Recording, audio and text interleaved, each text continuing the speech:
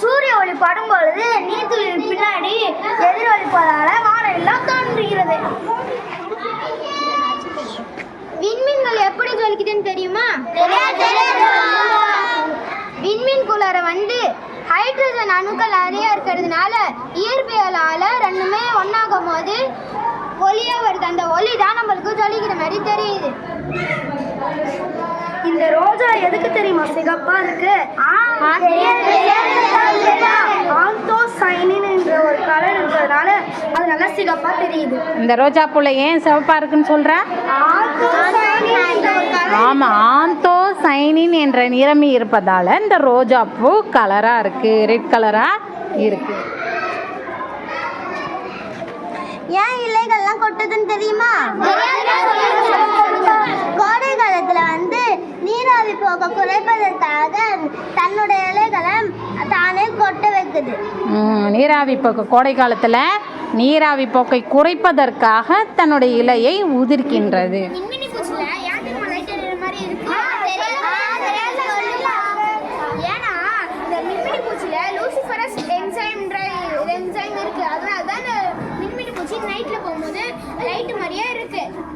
என்ன இருக்கு அந்த மின்மினி பூச்சியில்? லூசிஃபெரஸ் என்சைம். அந்த லூசிஃபெரஸ் என்சைம் இருப்பதால அந்த மின்மினி பூச்சி அப்படியே லைட் எரியிற மாதிரி இருக்கு. நம்மளால முடிஞ்சா பறக்க முடியாது. ஆனா பறவை எப்படி பறக்குன்னு தெரியுமா? பறவையோட எலும்புலையும் அதோட ரெக்கையிலையும் காத்து பை இருக்குது. அதனாலதான் அது ஈஸியா பறக்குது. நம்மளால முடிஞ்சா பறக்க முடியாது, ஆனா காத்து பை இருக்கிறதுனால பறவை ஈஸியா பறக்குது. இந்த மின்னல் எப்படி மின்னுதுன்னு தெரியுமா?